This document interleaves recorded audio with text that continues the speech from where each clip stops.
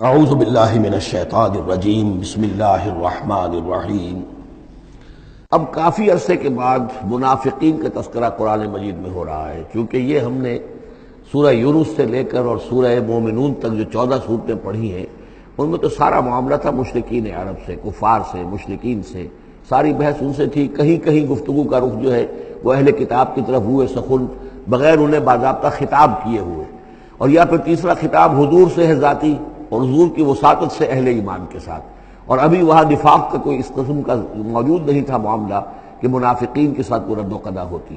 لیکن یہ تو چونکہ سورہ نازل ہو رہی ہے سن 6 ہجری میں، یہ گویا کہ یوں سمجھیے کہ عین مدنی جو دور ہے اس کا عین وسط ہے، بالکل سن 11 میں حضور کا انتقال ہوا ہے، تو سن 6 یوں سمجھیے کہ ان دونوں کے بالکل وسط کے اندر ہے، یہ بالکل درمیانی دور ہے مدنی دور کا۔ یہاں پر اب تذکرہ ہو رہا ہے منافقین کا۔ لقد انزلنا آیات مبینات، ہم نے نازل کی ہیں روشن آیات۔ واللہ یہدی من یشاء الی صراط مستقیم، اور اللہ تعالیٰ ہدایت دیتا ہے جس کو چاہتا ہے سیدھے راستے کی طرف۔ وَيَقُولُونَ آمَنَّا بِاللَّهِ، اور کچھ لوگ وہ بھی ہیں جو کہتے ہیں ہم ایمان لائے اللہ پر، وبالرسول، اور اللہ کے رسول پر، وَأَطَعْنَا، اور ہم نے اطاعت قبول کی۔ ثُمَّ يَتَوَلَّىٰ فَرِيقٌ مِّنْهُمْ، پھر ان میں سے ایک جماعت جو ہے پیٹھ موڑ کر جاتی ہے، من بعد ذالک، اس کے بعد، یعنی اب اس کے بعد یہ سب کچھ کہہ کر قول و قرار کر کے اطاعت کا یہاں دم بھر کر جاتے ہیں، لیکن پھر طرز عمل ان کا کچھ اور ہوتا ہے۔ وَمَا أُولَٰئِكَ بِالْمُؤْمِنِينَ، اور یہ لوگ حقیقی مومن نہیں ہیں۔ وَإِذَا دُعُوا إِلَى اللَّهِ وَرَسُولِهِ لِيَحْكُمَ بَيْنَهُمْ، اور جب انہیں پکارا جاتا ہے، بلایا جاتا ہے کہ آؤ اللہ کی طرف اور رسول کی طرف کہ ان کے مابین فیصلے کرے۔ یہ سورہ نساء میں ہم یہ سارے مضامین بڑی تفصیل سے پڑھ چکے ہیں کہ وہ لوگ چاہتے تھے کہ اپنے مقدمات جو ہیں وہ یہودیوں کی عدالت میں لے جائیں، اس لیے کہ حضور کے ہاں انہیں اندیشہ ہوتا تھا کہ یہاں تو بالکل صحیح فیصلہ ہو جائے گا۔ تو اس طرح کا جو ان کا کردار تھا، جب انہیں بلایا جاتا ہے اللہ کے اور اس کے رسول کی طرف کہ آؤ کہ وہ فیصلہ کرے تمہارے مابین، اذا فریق منہم معرضون، تو ان میں سے ایک گروہ اور ایک جماعت ایسی ہے جو اعراض کرتی ہے اور کرنی کترا جاتی ہے۔ وَإِن يَكُن لَهُمُ الْحَقُّ يَأْتُوا إِلَيْهِ مُذْعِنِينَ، اور اگر ان کو معلوم ہو کہ حق ہمارے ساتھ ہے، یعنی ہم حق پر ہیں اس مقدمے میں، تو پھر وہ آتے ہیں بڑا یقین کا اظہار کرتے ہوئے، اذعان کے ساتھ اور یقین کے ساتھ، اور اپنے ایمان کا اظہار کرتے ہوئے، کیونکہ انہیں یقین ہے کہ ہمارا کیس سچا ہے اور حضور کی عدالت میں ہم جائیں گے تو ہمارے حق میں فیصلہ ہو جائے گا، تو اب کوئی رکاوٹ نہیں۔ یاتوا الیہ مذعنین، خوب یقین کا، اعتماد کا اظہار کرتے ہوئے آتے ہیں۔ افی قلوبہم مرض، کیا ان کے دلوں میں روگ ہے؟ ام ارتابوا، یا یہ شکوک میں مبتلا ہو گئے ہیں؟ ام یخافون ان یحیف اللہ علیہم، یا انہیں یہ اندیشہ ہے کہ اللہ تعالیٰ جو ہے ان کے ساتھ ناانصافی کرے گا، ورسولہ، و اس کے رسول، بل اولئک ھم الظالمون، نہیں بلکہ حقیقت میں یہی ظالم ہیں۔ ایمان کی اصل حقیقت سے چونکہ یہ محروم ہے، لہذا ساری غلطی ان کے اپنے کردار میں ہے۔ انما کان قول المؤمنین اذا دعوا الی اللہ ورسولہ لیحکم بینہم، جو حقیقی مومن ہوتے ہیں ان کو تو جب بلایا جاتا ہے اللہ کی طرف اور اس کے رسول کی طرف کہ وہ فیصلہ کرے ان کے مابین، تو ان کا قول تو یہی ہوتا ہے ان یقولوا سمعنا واطعنا، کہ وہ کہتے ہیں کہ ہم نے سنا اور ہم نے مانا، ہم حاضر ہیں، جو بھی فیصلہ محمد رسول اللہ کا ہوگا ہم اسے بصر و چشم تسلیم کریں گے۔ انما کان قول المؤمنین اذا دعوا الی اللہ ورسولہ لیحکم بینہم ان یقولوا سمعنا واطعنا واولئک ھم المفلحون، اور یقیناً وہی لوگ ہیں جو پھر فلاح پانے والے ہیں۔ ومن یطع اللہ ورسولہ، اور جو اللہ کی اور اس کے رسول کی اطاعت کرتا ہے، ویخشى اللہ ویتقہ، اور اللہ کا خوف بھی رکھتا ہے، اس کا تقوی اختیار کرتا ہے، فاولئک ھم الفائزون، تو یقیناً وہی لوگ ہیں کہ جو کامیاب ہونے والے ہیں۔ وہ اکثر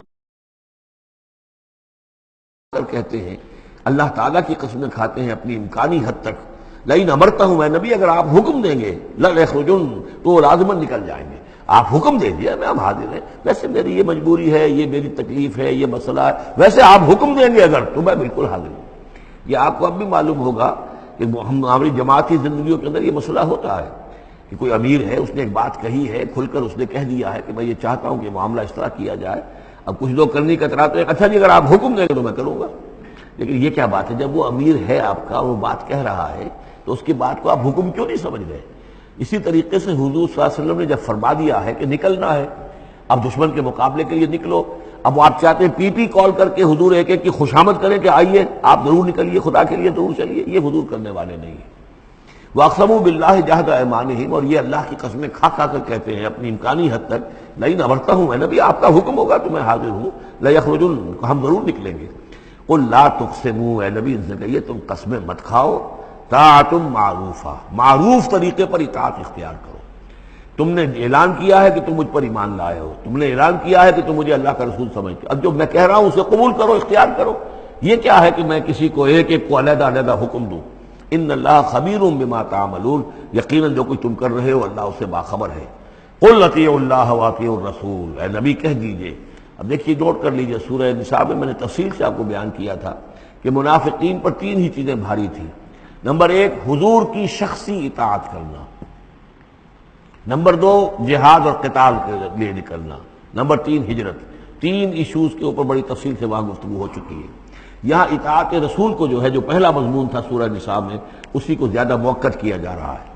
قل اطیعوا اللہ واطیعوا الرسول، کہیے ان سے اطاعت کرو اللہ کی، اطاعت کرو اس کے رسول کی صلی اللہ علیہ وسلم۔ فإن تولوا، پھر اگر یہ پیٹھ موڑ لے، اگر تم منہ پھیرو گے، اگر منہ موڑ لو گے، فإنما علیہ ما حمل، تو سن لو ہمارے نبی پر ذمہ داری ہے اس کام کی جو ہم نے ان پر ڈالا ہے۔